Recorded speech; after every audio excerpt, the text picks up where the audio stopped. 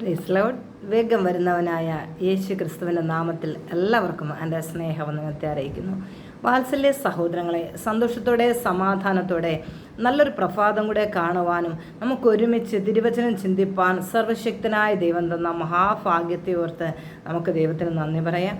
ഇന്ന് വാൽക്കാലം തിരുവചന ചിന്തയ്ക്കായി തിരഞ്ഞെടുത്തിരിക്കുന്നത് 1 യോഹന്നാൻ്റെ ലേഖനം 5-ാമത്തെ അധ്യായം 18-ാമത്തെ തിരുവചനം. സ്തോത്രം, ഹല്ലേലൂയ.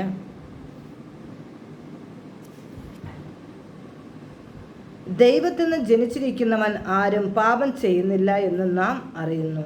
ദൈവത്തിൽ നിന്ന് ജനിച്ചവൻ തന്നെത്താൻ സൂക്ഷിക്കുന്നു, ദുഷ്ടൻ അവനെ തൊടുന്നതുമില്ല.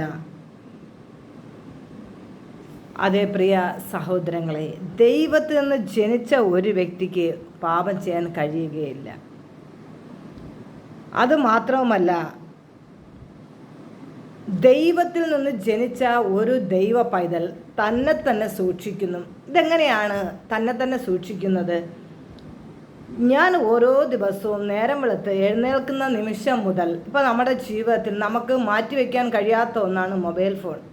നമ്മൾ ആ ഫോൺ എടുത്ത് നോക്കുമ്പോൾ നമുക്ക് ആവശ്യമുള്ള കാര്യങ്ങൾ മാത്രമല്ല യൂട്യൂബിലൂടെയും ഫേസ്ബുക്കിലൂടെയും വാട്സാപ്പിലൂടെയും വന്നുകൊണ്ടിരിക്കുന്നത്.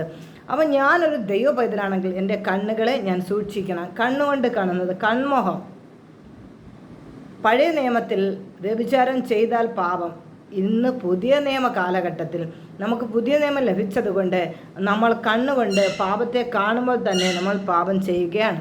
അപ്പം ഞാൻ എന്നെ സൂക്ഷിക്കണം. കർത്താവിൻ്റെ സന്നിധിയിൽ കടന്നു പോകണമെങ്കിൽ എൻ്റെ കണ്ണുകളെ ഞാൻ സൂക്ഷിക്കണം, എൻ്റെ കാതുകളെ ഞാൻ സൂക്ഷിക്കണം, എൻ്റെ നാവിനെ ഞാൻ സൂക്ഷിക്കണം, തന്നെ സൂക്ഷിക്കണം. ഹല്ലേലൂയ, സ്തോത്രം.